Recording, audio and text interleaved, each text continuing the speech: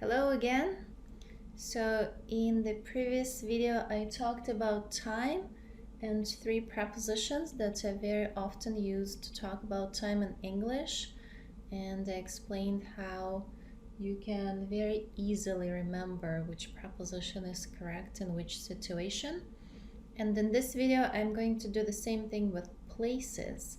So when you talk about places in English, it's very helpful that exactly the same logic applies. We're gonna go from big to small, and I'm gonna change the title to place, and we're gonna also look at big places first. They're gonna be all used with in.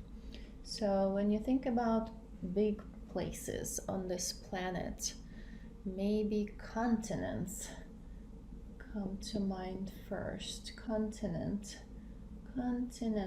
So you can say those mountains are in Europe or in Asia or in Australia. So in with continents. What is smaller than a continent? Start narrowing it down. So smaller than a continent will probably be a country. So in with countries.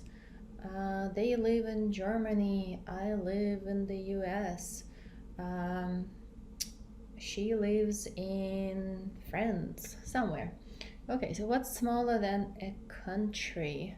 So for example, in the US, it's probably going to be a state, also in with state. So I live in Nevada, they live in California, he lives in don't know where, Mississippi. Okay, states. Then smaller than a state, that's probably going to be a county again in this country. So in particular county. And then what's smaller than, like, in, for example, the school is in Clark County. And then smaller than a county, let's go to cities now. So for example, we live in Las Vegas, or they live in San Diego, or she lives in New York. Cities.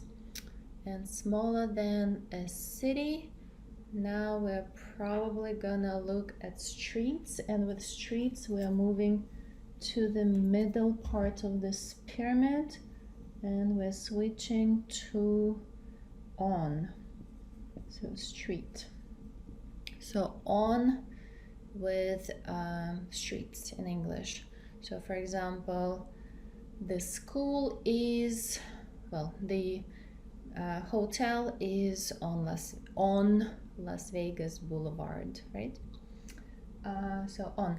And then smaller than a street, now we start looking at buildings. We zoomed in even more, and we had specific time for time, and now we have specific place. So again, think of it as a building. For example, she lives at, let's give her, I don't know, a house number, and we'll say Las Vegas Boulevard. So if I include the number of the house, I'm thinking of a specific place, and then the preposition will be at. So for example, she lives at 1234 Las Vegas Boulevard. If I remove the number of the house, now I'm not looking at a place, I'm not talking about a building, I'm back to the street, and now my preposition will change as well. Then I'll say she lives on Las Vegas Boulevard. So depending on what piece of information you use first, that is what's going to determine what preposition you need to use with that. So I hope this makes sense and hope this was helpful to you, and thanks for watching. Goodbye.